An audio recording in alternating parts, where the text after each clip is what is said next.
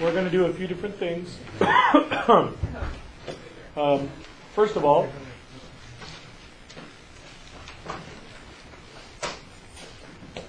I'd like to set up a demo.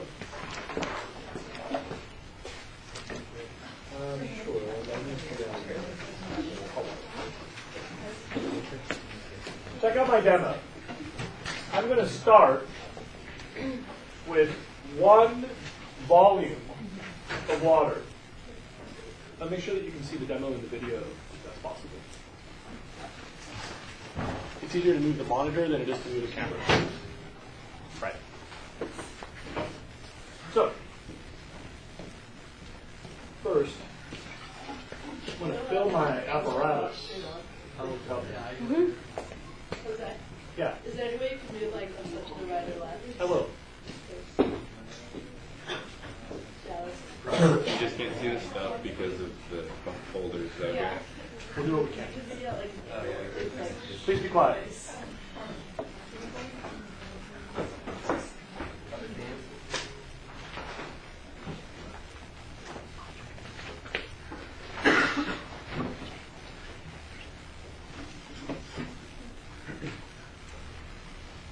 First observation I'd like you to note is that this is a continuous body of water, and it was all filled with water of a single temperature.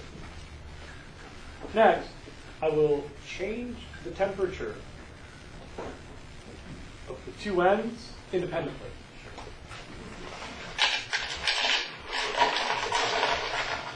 So when one side colder,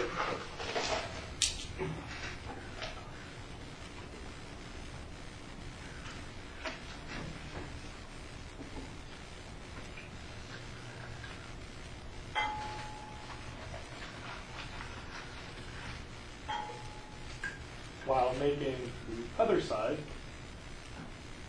hotter.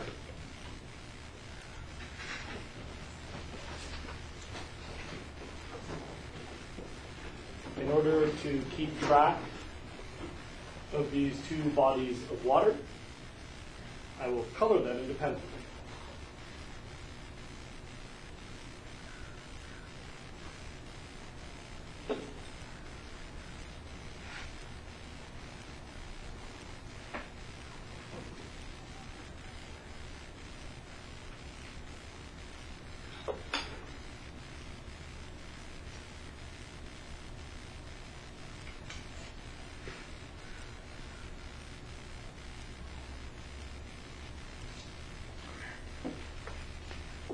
Now we'll ignore it for about 10 minutes, and then we'll come back and look at it.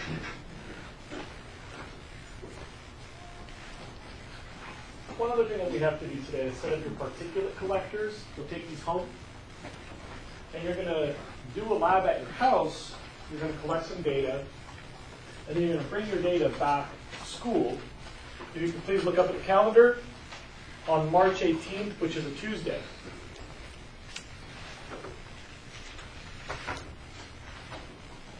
This is a take-home data collection.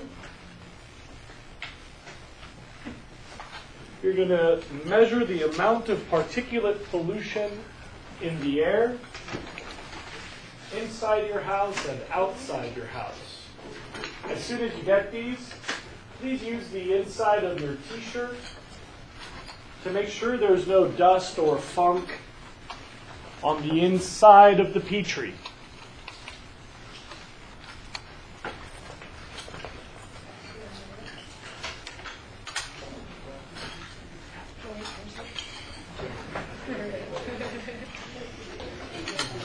I need to speak, please be quiet. I need to speak, please be quiet. Students in the front row, take one roll of tape and one tub of petroleum jelly. Students in the back, when it reaches you, please keep them until the end of the period. Are there any questions? Take one of each. Take one of each.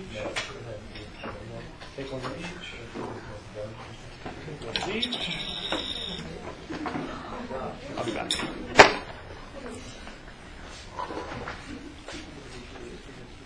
Students in the front, don't play with these. I know it's tempting, but just leave this on your desk for now. I see the way you're looking at that, Hannah. Don't get any ideas.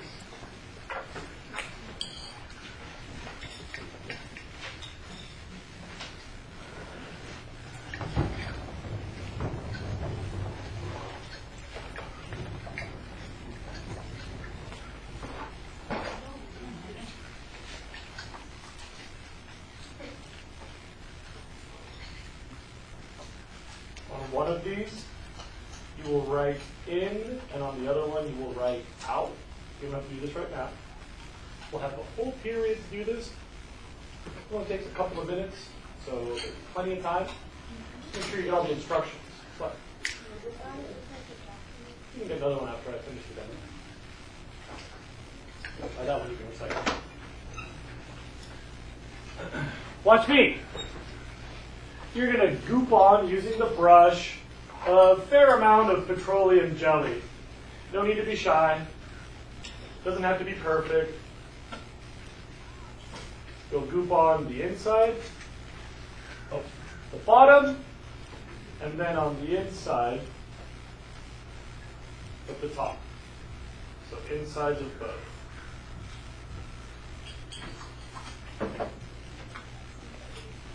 Remember, please look up. You'll goop on the insides of both, and you'll label them in and out. Doesn't matter. Then you'll take tape, and you need a good bit of tape. Not just a little bit. And you don't want to put it on too tight. You're not trying to like seal this forever. You're just trying to keep it from opening in your backpack. Trust me.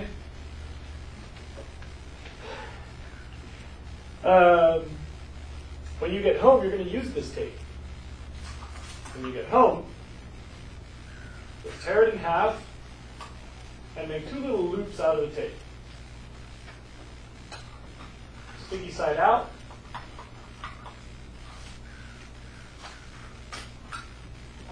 Like this.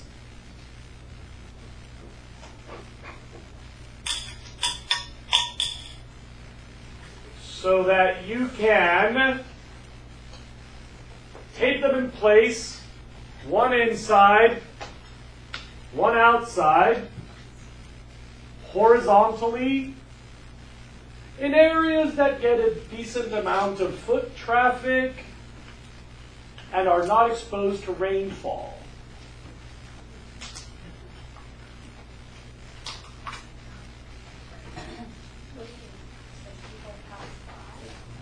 Yeah. Right. Not isolated corner of the house, but a place where, you know, things happen and people come through and stuff. If you have like butlers and maids and slaves, tell them that this is your school project so they won't throw them away by accident. Losing them is not an excuse. You can threaten to whip them if you choose. But remember that you losing them is not an excuse. I don't care if you couldn't communicate to all your employees.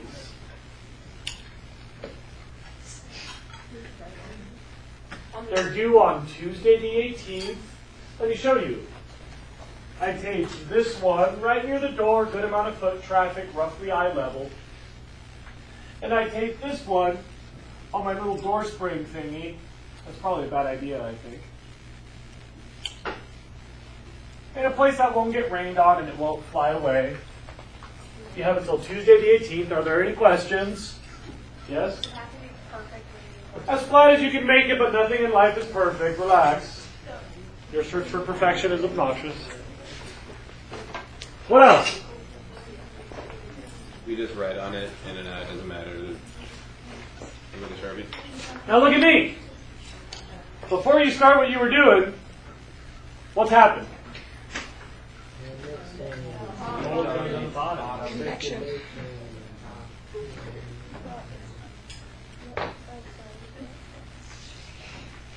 What's happened is convection. The hot water is expanding because it's hot and it's excited, high pressure. So those molecules are pushing away from each other and they're becoming less dense, and thus the hot floats. It's escaping gravity because the hot stuff has more distance between the atoms, lower density, like a cork. The cold water is less active, so it's all bunched together. So it's more dense and it sinks like a rock. And please notice, this is a critical punchline that you will need for the rest of today. Please notice, I created lateral motion by changing temperatures. This is called a convection current or a thermal current. I made water move sideways. If I had put dust over here, it would have gone that way. If I had put dust in the blue one at the bottom, it would have gone this way. Pretty soon it's all going to be purple, so I'm going to throw this out. Are there any questions?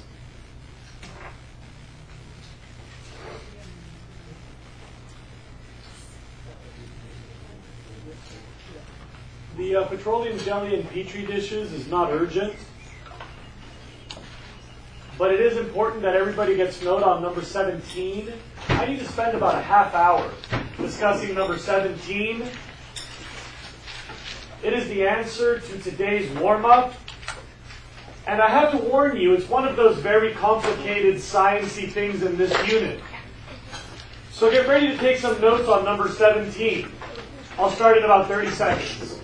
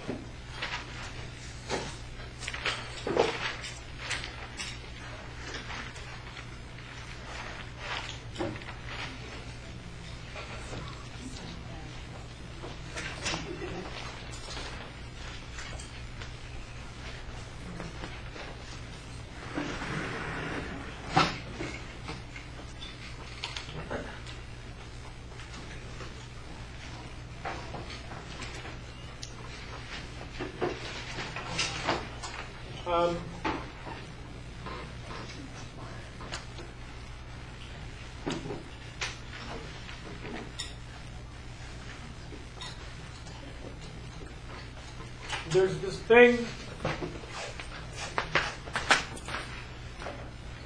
called the ocean conveyor belt current.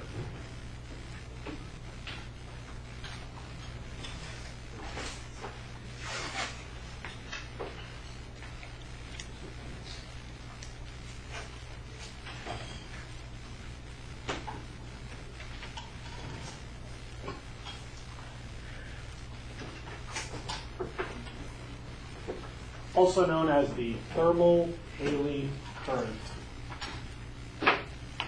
And it is the largest movement of energy on Earth. On the surface of the Earth.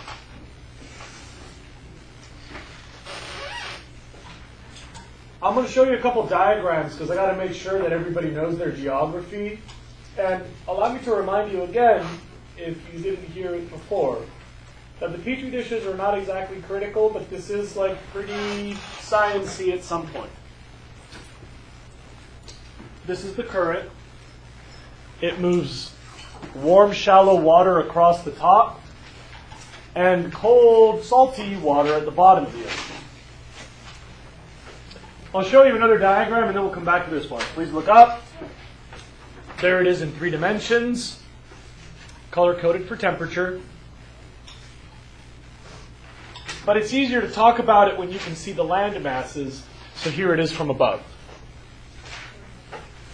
I'll have to assume you know some geography, which I know is kind of a stretch because this is America, but I need you to note the North Atlantic. When I say that, make sure you find it. North Pacific and the Indian Ocean. Anybody have troubles with that?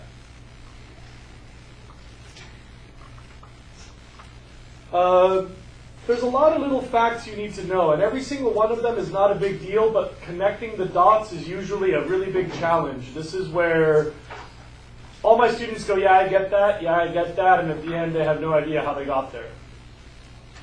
So I don't doubt you understand it, I doubt you can explain it. Be careful with your notes. Fact number 1.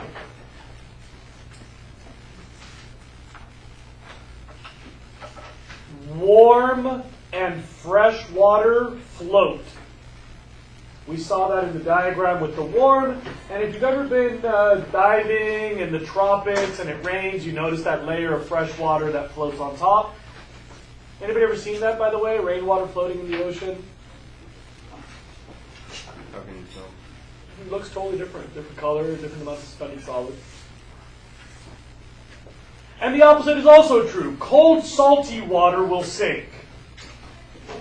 Warm and fresh will float. Cold and salty will sink.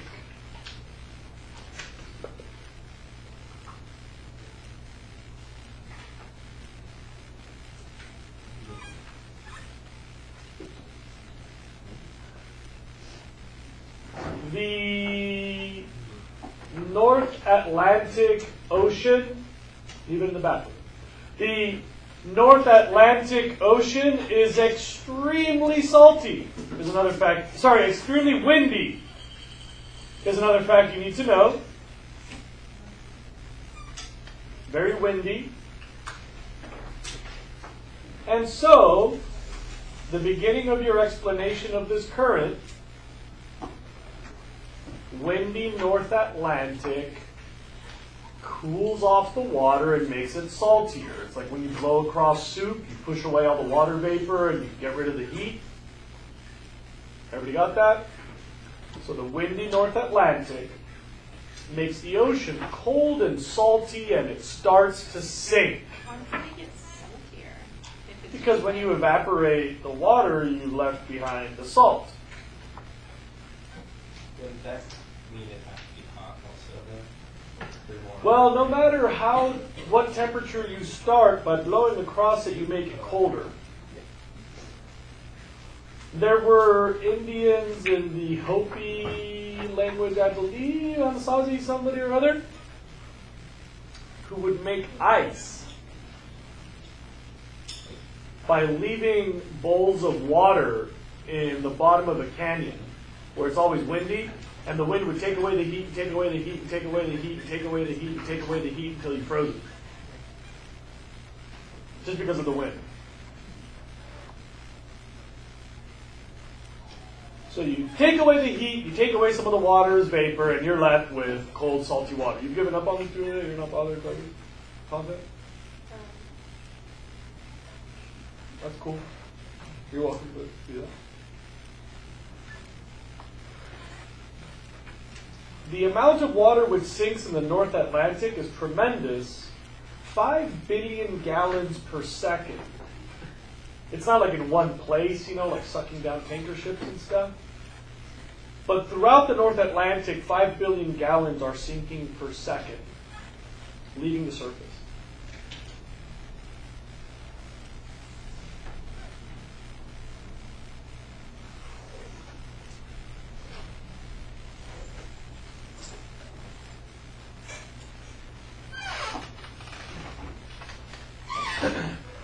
And so you get this extreme sinking. We've made this arrow the sinking cold salty in the North Atlantic.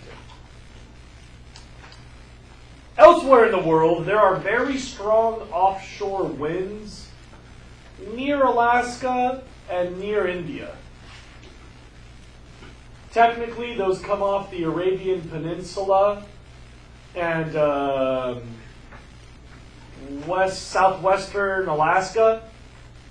But anyway, you've got offshore wind in the North Pacific and the North Indian, so you get upwelling there. You guys know offshore wind makes upwelling. We talked about that, right? And so look, we've got our arrow going this way, cooling water that's saltier going down in the Atlantic, and we've got two places where arrows are coming up.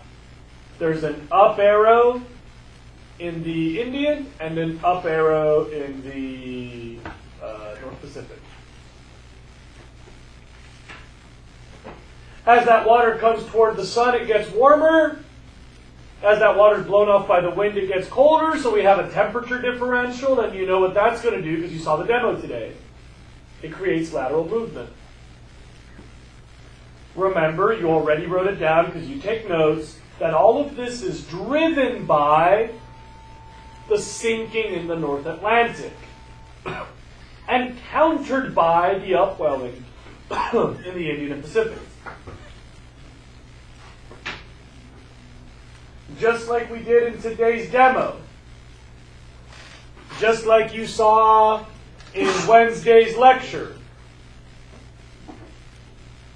When you make the up and down arrows, you get the side to side arrows. And think of what happens as that water travels. As the water moves across the bottom of the ocean, it gets colder and colder and colder and colder and colder.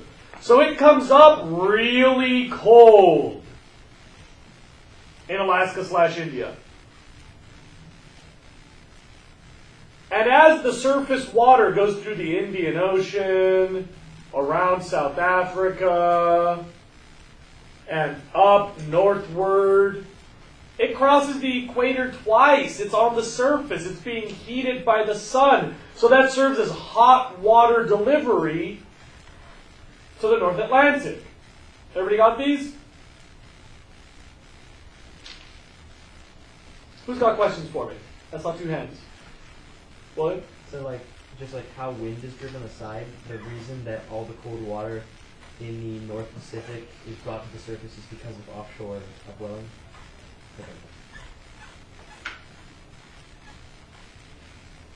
Do you know like what the temperature difference is between like the hot and cold?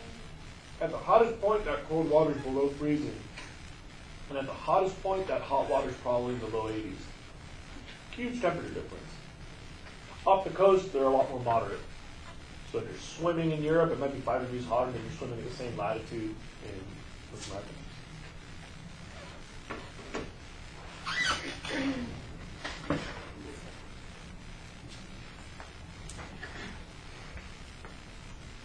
Keep in mind,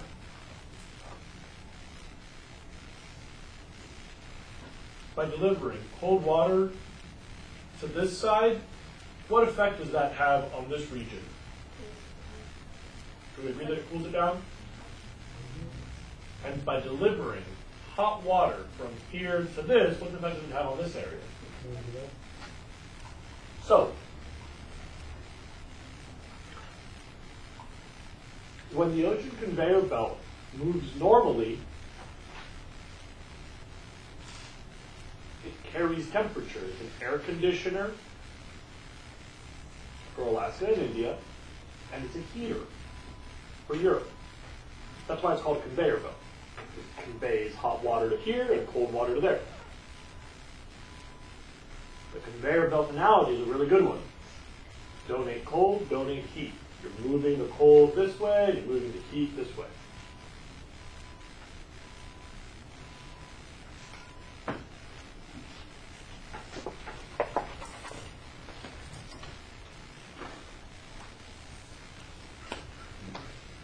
Now, what was the driving force of this current again? Right, so the sinking of what? Cold and what water? Cold and salty, right?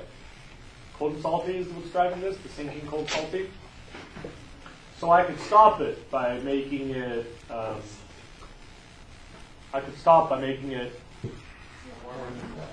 warmer and fresher, right? Considering that the planet's getting hotter, look around the Atlantic, the North Atlantic, and let me know if you see any source of warm, fresh water on a heating planet. Anybody see a source of warm, fresh water? Yeah, it's called Greenland. Greenland had giant coastal ice sheets that have been melting very quickly. Faster than they've ever been known to melt. In probably, we can't exactly be sure, but it's pretty convincing it hasn't melted at this rate in millions of years or ever. It definitely has never melted at this rate in the last 15,000 years, and that's an easy certainty. Greenland's melting much faster than it ever has in, Jesus minus 13,000.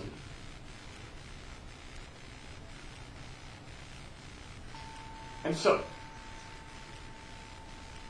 Greenland is melting.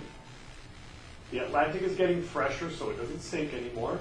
Because it doesn't sink, the conveyor belt is slowing down. What does that do to the temperatures of Alaska and India? They're getting what? Hotter. We shut off the AC. Both of those trends have been measured. The ocean off Alaska has been getting hotter. There's less upwelling. Fisheries are becoming less productive. And India, the Indian Ocean is getting hotter. The Indian monsoon season of last year was the most active monsoon season in centuries. Because the water's hotter and there's more evaporation, so there's more rainfall. How many of you have known that the Indian Ocean just had an early monsoonal activity? Record-breaking. India had gnarly flooding. Bangladesh had the deadliest coastal flood ever. They closed the road to Goa, and all kinds of tourists got stuck, and that didn't seem like such a big deal because they were all partying anyway. Meanwhile, what happens if you slow the conveyor belt and you happen to be Europe? You shut off the heater, so it's getting colder. And this is also true.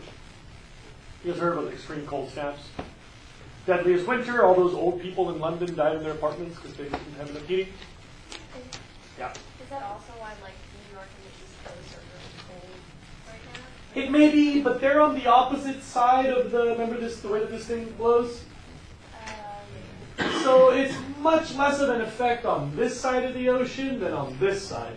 This current mostly affects this way. So it's a distinct and significant impact here along the jet stream. Like right here, it's like serious and gnarly. Over here, people are like, hard to say. Wouldn't the melting ice from England kind of make the cool current like less extreme? With more fresh water?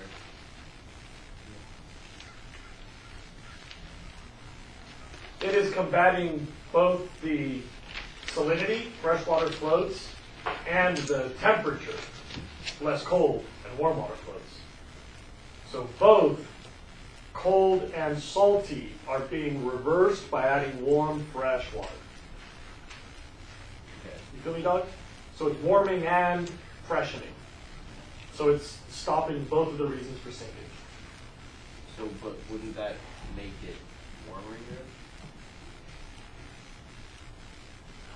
It's still water that was just flowing on ice compared to water that just came off the equator.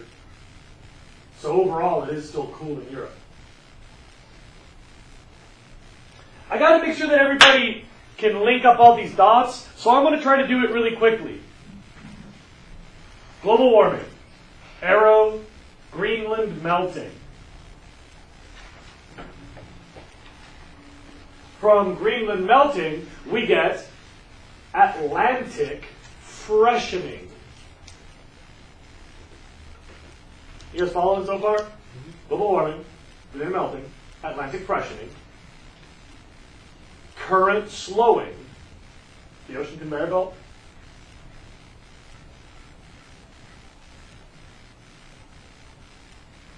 when you slow the current, you've shut off the air conditioning and heaters. So less AC for India and Alaska. In other words, they're getting warmer. North Pacific and North Indian are hot.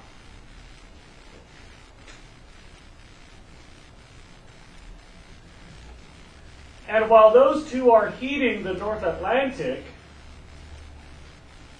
is cooling.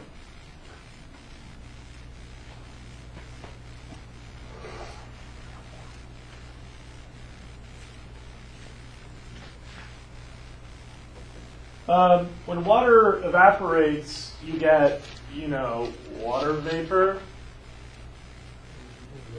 Vapor, what we call vapor. And you guys know why vapor is important for agriculture? Cool.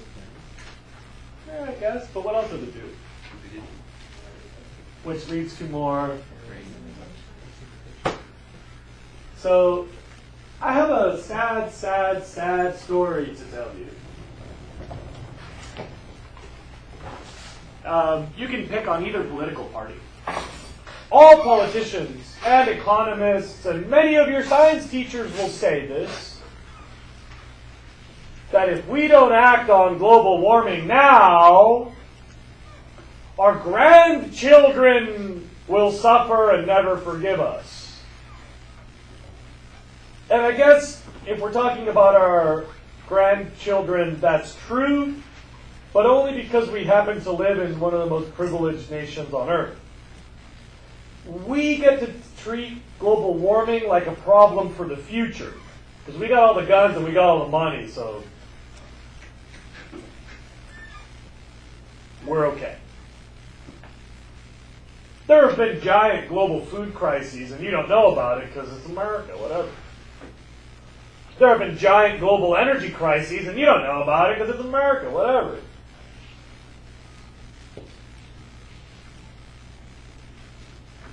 You know, 1 in 6 humans can't get enough clean water. Well, we're all good. So we discuss global warming as a problem for the future. But here comes a sad story.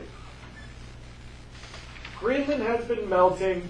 This has been measured for a very long time. The rates of Greenland melt have been going like this, following that same hockey stick as the global temperature I showed you recently. And that's been measured for 30 or 40 years, and the rate of Greenland melting is spiking, in the present. Which means the temperature and salinity of the North Atlantic have been changing rapidly, and this has been measured for decades. So the thermohaline current has slowed down, and we started to measure that in pieces about 20 years ago, but we have had clear global measurements of this for about 10 or 12 years now. So let it go.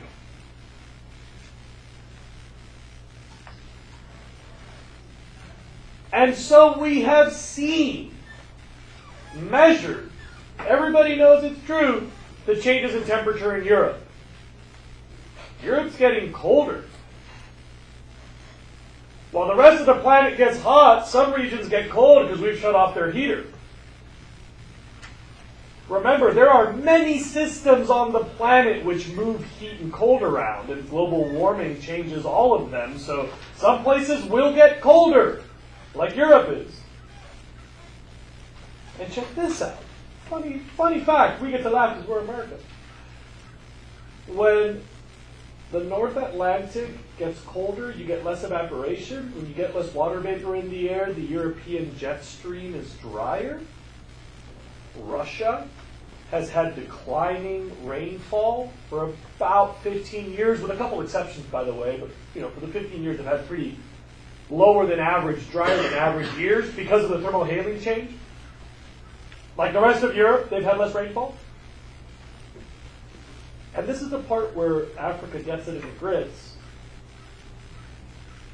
Russia is the world's largest exporter of grain.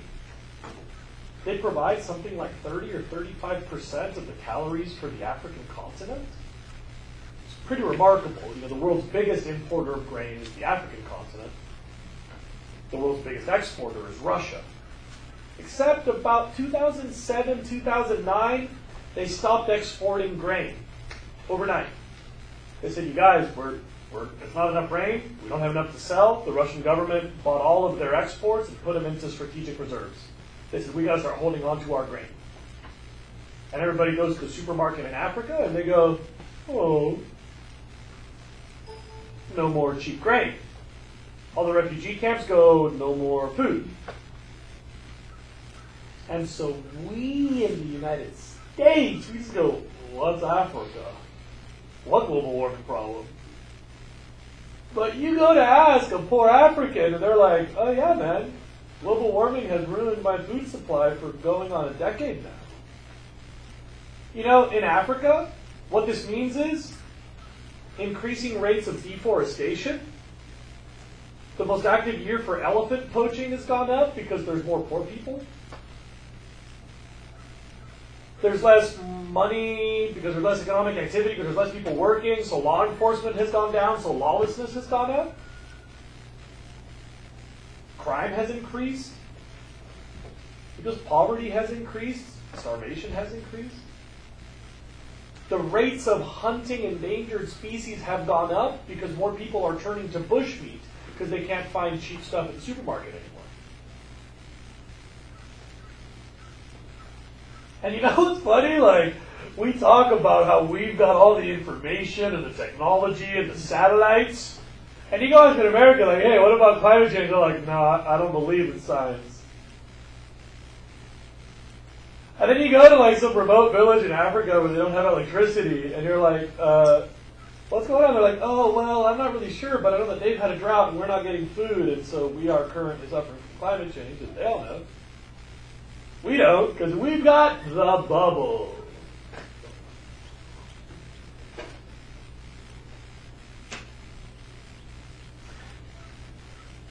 It is an amazing example of how you can connect your activities today to the extinction of the gorilla in Africa. I drove a Tacoma, so I added extra CO2 so we get more warming. That's just one blip in a giant tidal wave of global warming. Causing Greenland to melt, which affects currents, which affect the delivery of moisture to the jet stream in Europe, which affects rainfall patterns, which affects agricultural productivity, which affects exports, which affects across the equator and other continent imports, which affects the continental food supply of 20% of our species or something. And all those people have this dramatic decline in calories, so they're forced to find food elsewhere or let their children starve. And I would rather shoot a gorilla than let my children starve. And so with food prices going up, people do more unlawful things to put food on the table. And with hunger going up, people take out the animals. And there you go, my Tacoma killed gorillas. Check that out. And I get to say that climate change is a problem for my grandchildren. Because they're not my gorillas, I don't care, it's just Africa.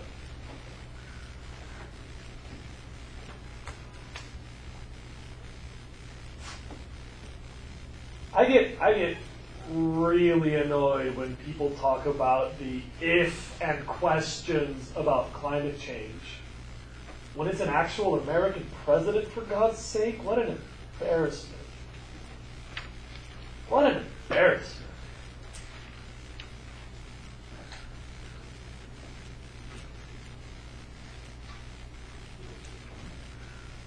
And if you think I'm getting pushy about this thing about climate change, I should warn you, I'm just getting started.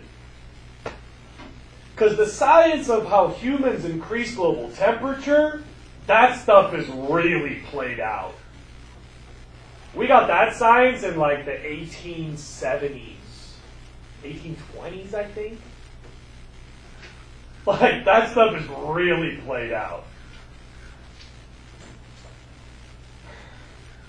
And then we go around the world like, I don't know, we gotta, the jury's still out.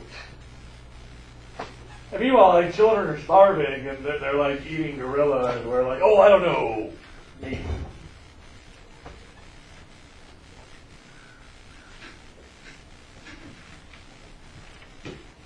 Okay. I think I'm done. Yeah, I'm done. You guys like my demo today with the current? That was pretty good, right?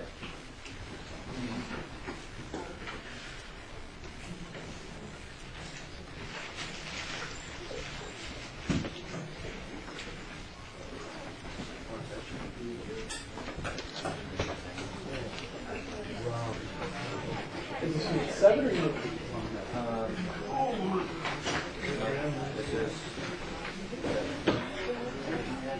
Seven? Grade correction. Be sure your name is clearly visible on all those.